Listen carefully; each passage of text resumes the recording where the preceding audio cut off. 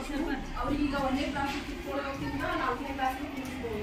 ಉದಾಹರಣೆಯಾಗಿ ನಮ್ಮ ರಾಜ್ಯದ ಮುಖ್ಯಮಂತ್ರಿ ಆದವರು ಕೂಡ 4ನೇ ಕ್ಲಾಸ್ಗೆ ಒಂದೇ ಸಲ ಅವರು ಎಂಟ್ರಿ ತಗೊಂಡಿದ್ದಾರೆ. ಆ ಥರ ಏನಾದರೂ ಆಗಿದೆಯಾ ಅಂತ ಹೇಳ್ತೀನಿ. ಮಕ್ಕಳು ತಡವಾಗಿ ಶಾಲೆಗೆ ದಾಖಲಾದ ಸಂದರ್ಭಗಳು ಶಾಲೆಯಲ್ಲಿ ಕಂಡು ಬಂದಿರುವುದಿಲ್ಲ.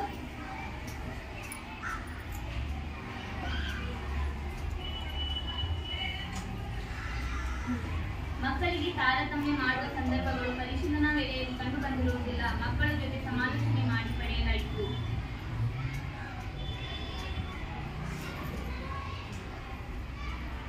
ವಿಶೇಷ ಅಗತ್ಯವುಳ್ಳ ಮಕ್ಕಳನ್ನು ಗುರುತಿಸಿ ಮೌಲ್ಯಾಂಕನ ಮಾಡಲಾಗಿದೆ. ಸಾಮಾಜಿಕ ಪರಿಶೋಧನೆ ವೇಳೆಯಲ್ಲಿ ಕೆಲವೊಂದು ಶಿಕ್ಷಕರಿಗೆ ದತ್ತು ಮಕ್ಕಳನ್ನು ಕೊಟ್ಟು ಅವರಿಗೆ ತರಗತಿಯ ಪ್ರಾರಂಭಿಸುವ ಪೂರ್ವದಲ್ಲಿ ಶಿಕ್ಷಕರು ಪಾಠ ಮಾಡುತ್ತಿರುವುದನ್ನು ಗಮನಿಸಲಾಗಿದೆ.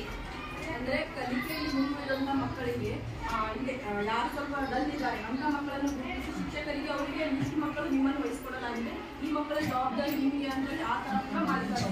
ಅಂದ್ರೆ ಸ್ವಲ್ಪ ಓದಿನಲ್ಲಿ ಮುಂದೆ ಬಂದಿದೆ ಅಂತ ಹೇಳಿ. ಅಂಗವೈಕಲ್ಯ ಮಗುವಿಗೆ ಗೃಹಾಧಾರಿತ ಶಿಕ್ಷಣವನ್ನು ನೀಡಲಾಗುವುದಿಲ್ಲ. ಸಾಮಾಜಿಕ ಪರಿಶೋಧನೆ ವೇಳೆಯಲ್ಲಿ ಗಮನಿಸಲಾಗಿದೆ. ಆದರೆ ಕ್ಷೇತ್ರ ಶಿಕ್ಷಣಾಧಿಕಾರಿ ಇಲಾಖೆಯಿಂದ 2 ಬಾರಿ ಭೇಟಿ ನೀಡುವುದು ಪರಿಶೀಲನಾ ಸಮಯದಲ್ಲಿ ಗಮನಿಸಲಾಗಿದೆ.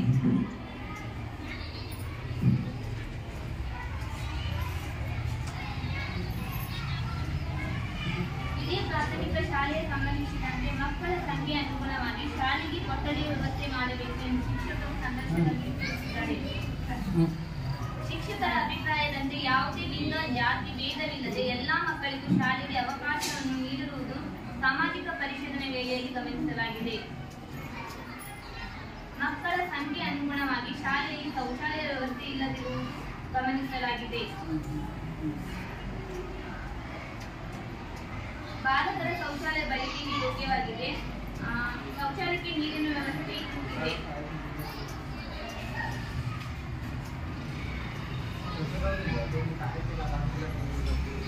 ಎಲ್ಲ ಕೊಠಡಿಗಳಲ್ಲಿ ವಿದ್ಯುತ್ ಕಾರ್ಯನಿರ್ವಹಿಸುವುದು ಸಾಮಾಜಿಕ ಪರಿಶೋಧನೆ ವೇಳೆಯಲ್ಲಿ ಗಮನಿಸಲಾಗಿದೆ.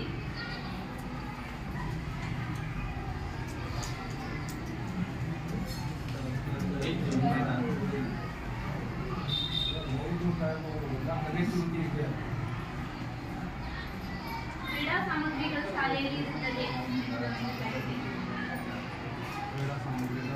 ಎಲ್ಲಾ ತರಗತಿಗಳಲ್ಲಿ ಬೋಧನಾ ಕಲಿಕಾ ಸಾಮಗ್ರಿಗಳು ಲಭ್ಯವಿರುತ್ತದೆ. ಡಿಜಿಟಲ್ ಮೂಲಸೌಕರ್ಯಗಳು ಲಭ್ಯವಿರುವುದಿಲ್ಲ. ಸಾಮಾಜಿಕ ಪರಿಶೋಧನೆ ವೇಳೆಯಲ್ಲಿ ಗಮನಿಸಲಾಗಿದೆ.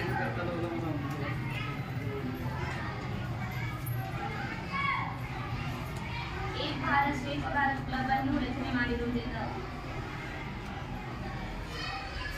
ಶಾಲೆಯಲ್ಲಿ ಲಭ್ಯವಿರುವ ಮೊಬೈಲ್ ಮೂಲಕ ತರಗತಿಯ ಕಲಿಕೆಗೆ ಪೂರಕವಾದ ವಿಡಿಯೋ ಪ್ರದರ್ಶನಗಳನ್ನು ಮಕ್ಕಳಿಗೆ ತೋರಿಸಿರುವುದು ದಾಖಲೆಗಳ ಮೂಲಕ ಗಮನಿಸಲಾಗಿದೆ.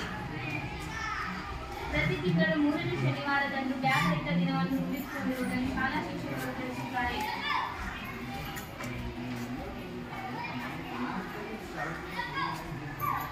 ಶಾಲೆಯಲ್ಲಿ ಘನತ್ಯಾಜ್ಯವನ್ನು ಸಂಗ್ರಹಿಸಿ ಪಂಚಾಯತಿಯಿಂದ ಬರುವ ವಾಹನದಲ್ಲಿ ಸುರಕ್ಷಿತವಾಗಿ ವಿಲೇವಾರಿ ಮಾಡಲಾಗುತ್ತದೆ. ಸಾಮಾಜಿಕ ಪರಿಶೋಧನೆ ವೇಳೆಯಲ್ಲಿ ಗಮನಿಸಲಾಗಿದೆ.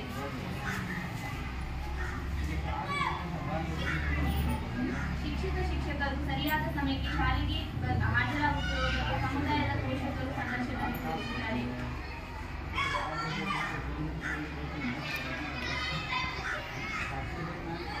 ಮಕ್ಕಳ ಸಂಖ್ಯೆಗೆ ಅನುಗುಣವಾಗಿ ಶಾಲೆಯಲ್ಲಿ ಶಿಕ್ಷಕರು ಕಾರ್ಯನಿರ್ವಹಿಸುವುದು ಗಮನಿಸಲಾಗಿದೆ.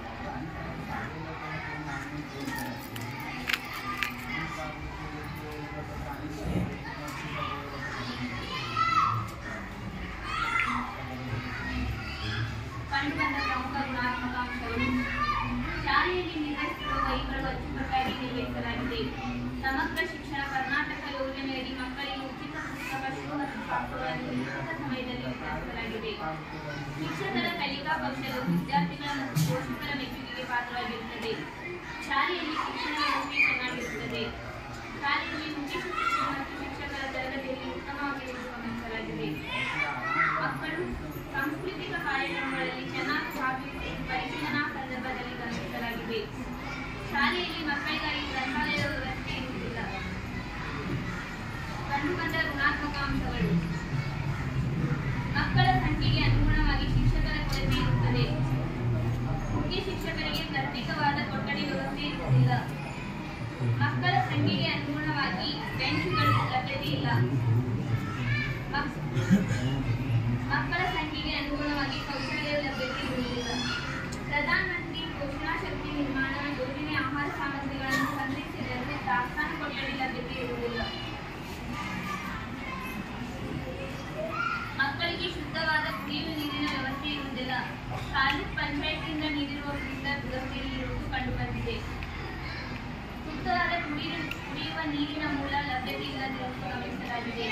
ನಲ್ಲಿ ನೀರು ಬಳಸಲಾಗಿದೆ. ವಿದ್ಯುತ್ ಸಂಪರ್ಕ ಕಡಿತಗೊಂಡಾಗ ಸಾಕಷ್ಟು ನೀರಿನ ಅಭಾವ ಉಂಟಾಗುತ್ತದೆ.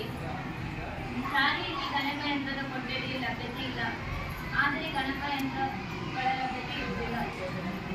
ಮಕ್ಕಳ ದೈಹಿಕವಾಗಿ ಸದೃಢರಾಗಲು ದೈಹಿಕ ಶಿಕ್ಷಕರ ಲಭ್ಯತೆ ಇರುವುದಿಲ್ಲ. ಮಕ್ಕಳ ದಾಖಲಾತಿ ವಹಿಯನ್ನು ಸಾಮಾಜಿಕ ಪರಿಶೋಧನೆಗೆ ಹಾಜರುಪಡಿಸುವುದಿಲ್ಲ.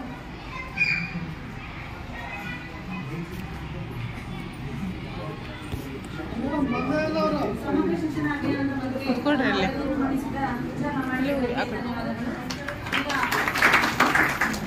ಪೋಷಕರು ಈ ಪೋಷಣ ಶಿಕ್ಷಣ ಅಭಿಯಾನ ಮತ್ತು ಸಮಗ್ರ ಶಿಕ್ಷಣ ಅಭಿಯಾನದ ಬಗ್ಗೆ ವರದಿಯನ್ನು ಮಂಡಿಸಿದಾರಲ್ಲ, ಅದ್ರ ಬಗ್ಗೆ ನಿಮ್ಮ ಅನುಮಾನಗಳು ಅಥವಾ ಪ್ರಶ್ನೆಗಳೇನಾದರೂ ಇದ್ದರೆ ಒಬ್ಬೊಬ್ಬರಾಗಿ ಚರ್ಚಿಸ್ಕೋಬಹುದು ಅಂತ ಮೇಡಮ್ ಹೇಳಿದ್ದಾರೆ. ಒಬ್ಬೊಬ್ಬರೇ ಎದ್ದು ನಿಮ್ಮ ಪ್ರಶ್ನೆಯನ್ನು ಕೇಳಬಹುದು.